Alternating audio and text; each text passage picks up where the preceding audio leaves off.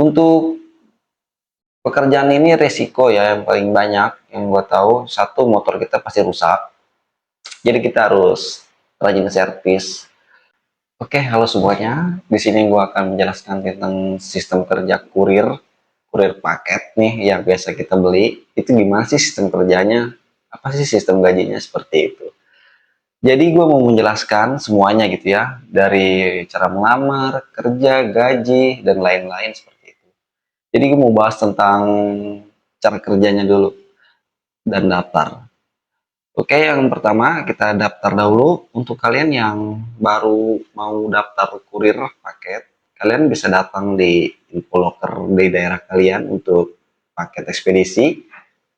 Yang harus kalian siapkan itu KTP, SIM yang masih aktif, dan kendaraan pribadi yang sehat tahun muda seperti itu. Lalu untuk kerja, contoh seperti ini, kalian misalnya udah diterima, udah di ACC gitu, pasti kalian ada namanya aplikasi scan barcode untuk mengetahui paket itu sudah sampai atau belum. Lalu untuk pengambilan paket itu ada di cabang, kayak di tokonya gitu ya, toko JNT-nya, toko Shopee-nya atau yang lain-lain. Jadi kalian datang ke situ, kita sortirin paket. Contoh kita mau ke daerah sini nih, kita pisahin ke daerah sini semua nih. Contoh ke daerah Tangerang, kita pisahin daerah Tangerang semua. Lalu kita sortir di situ, kabupaten RT RW-nya kita satuin. Jadi biar kita nggak bolak-balik seperti itu. Jika sudah disortir, lalu di-pack, kita masukin ke kantong di motor kita yang biasa bawa paket. Habis itu barulah kita berangkat. Jadi seperti itu guys. Dan untuk gaji ini beda-beda ya. Untuk nominalnya di daerah-daerah lain. Untuk gaji terakhir itu gue nanya, gaji itu per paket itu 1.600, 1.200, dan paling rendah itu ya 1.000. Jadi per paket dibayarnya, ibaratnya gini lah, kita lempengin aja ya. Per paket dibayar 2.000 seperti itu. Jadi kita bawa 50 paket, ya kita dapat 100.000 seperti itu. Oh bang, enak bang, 50 paket tapi 100.000. Enggak gitu konsepnya guys. Jadi 50 itu kita harus kirim semuanya. Itu juga belum tentu kekirim semua di hari itu gitu. Dan kita juga harus tahu bagaimana rute-rutenya untuk kirim paket ini gitu.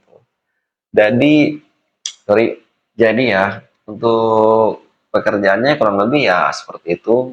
Oke, jadi untuk gajinya itu ya dia dibayar per paket seperti itu. Ada yang 2.000, 1.000 yang gue jelasin tadi. Dan yang dibayar langsung oleh perusahaan yang bulanan, yang langsung misalkan lu sebulan 3 juta, 4 juta itu jarang gitu ya. Gue sering banget itu yang langsung bayar per paket seperti itu.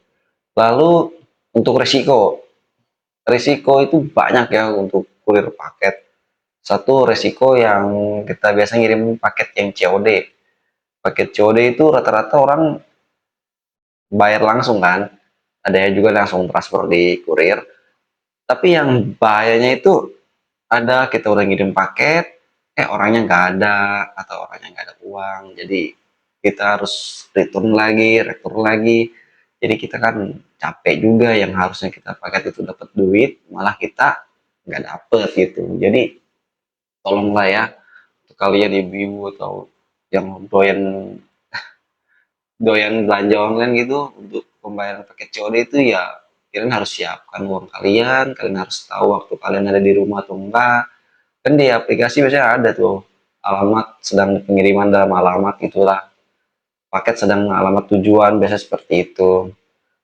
Dan untuk yang lain kayak tunjangan dan lain-lain tuh ada, gue udah nanya, ada namanya uang bensin, uang kesehatan motor.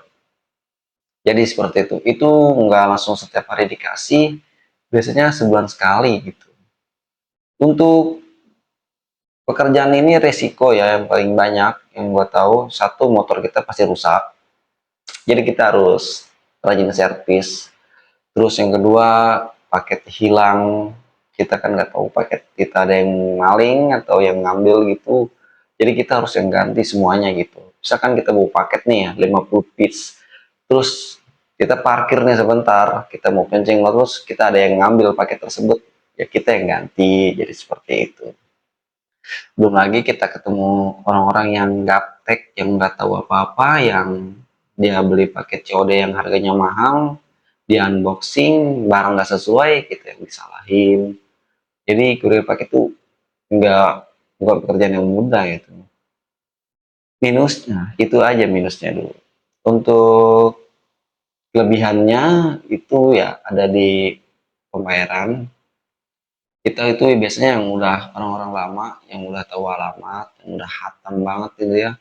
Biasanya dia udah pasti sehari habis 200 paket atau 100 paket. Jadi udah hafal itu. Dulu sering lihat kan tukang paket yang mondar-mandir malam-malam itu udah ngincer target, guys. Itu bisa sehari 200 paket dia. Kan lumayan gede banget kan penghasilannya. Ya gitu dari pagi sampai malam sebanding lah ya. Jadi kurang lebih seperti itu. Mohon maaf jika ada yang kekurangan yang lain. Gua viewer ini asli langsung gua ke kurir paket, gua nanya-nanya, gua langsung ke sana dan ya sama seperti ini yang gue jelasin kerjanya. Oke, terima